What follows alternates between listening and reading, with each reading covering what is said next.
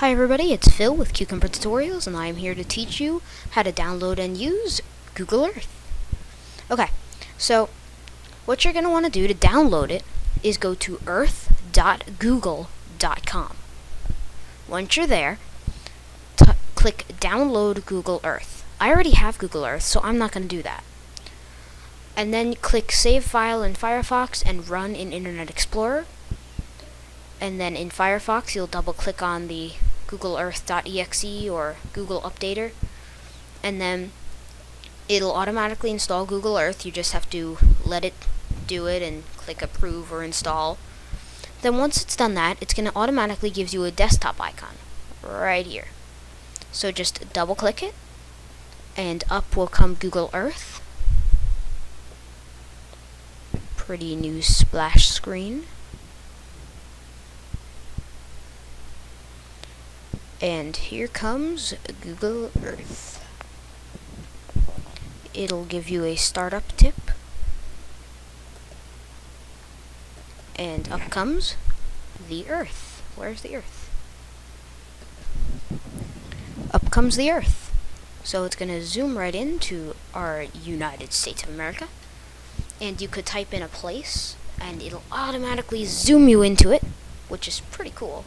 You can find a business and get directions using the same kind of thing. It's got amazing satellite pictures. I find it amazing. So you can explore that on your own, but you can also add a pin to remember where a place is, or you can use all these other different tools. You can also create you can start up what's called sun, which will show you at approximately your time where the sun is in the world and where it's dark. So right now it says it's 9:11 p.m., but I can change it to whatever time I want, and it can show me how dark the Earth will be then, and what time sunset is in your area, which I find pretty cool.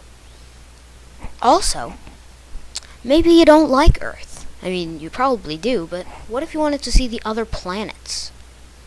You can click the sky, and you can exclusively explore Mars.